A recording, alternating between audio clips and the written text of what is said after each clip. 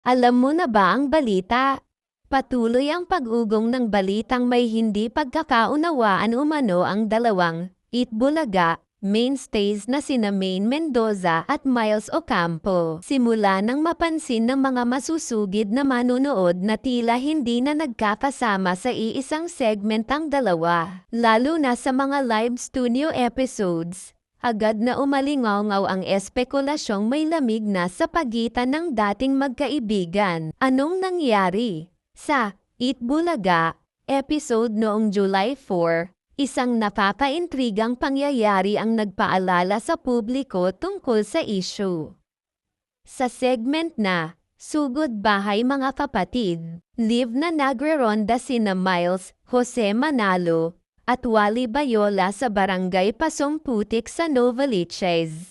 Nasa studio naman sina Maine at ang ibang The Barkads. Habang kinakausap ni Jose at Wally ang isang napiling residente, tinanong nila ito kung sino ba ang may latest na chika at kung sino ang nag-aaway ngayon. Dito na tila aamin na sana ang babae na may kinalaman sina Maine at Miles, pero agaran itong pinigilan ni Jose Manalo. Parang naramdaman niyang delikado ang babanggitin. Sumingit na agad si Miles at pabirong sumigaw ng, "Wala, wala, wala," sabay tawa-tawa. Pero ang mga mata ng netizens, hindi basta-basta nadadala sa patawa.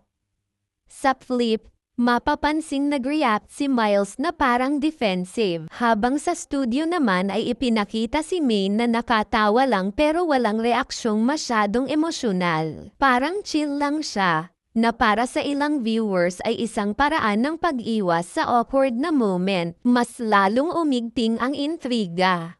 Sa parehong episode, ipinagdiwang ni Maine Mendoza ang kanyang 10th anniversary sa showbiz. Binati siya ng mga The Barkads, kabilang si Miles Ocampo.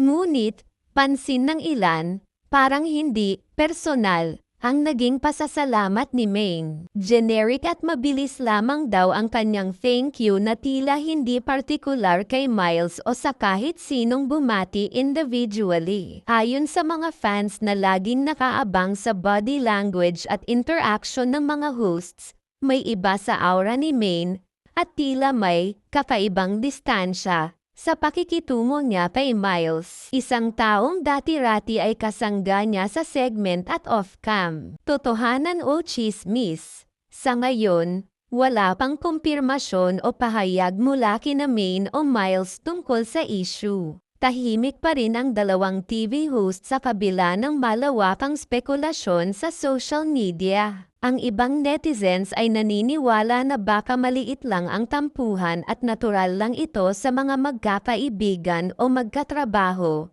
lalo't araw-araw silang magkasama sa set. Ngunit may ilan ding kumbinsido na may mas malalim na ugat ang hindi pagkakaunawaan. May hapa-hapa rin na baka may koneksyon ito sa bagong format o pagbabago ng dynamics sa Itbulaga, kung saan nagkaroon ng reshuffling sa mga segments at pairing ng hosts. Ang tanong ng bayan, magkakaayos pa kaya sina Maine at Miles? O isa na ba itong senyales ng unti-unting paglayo ng dalawa sa isa't isa? Please like, comment, share and subscribe now. Thank you for watching.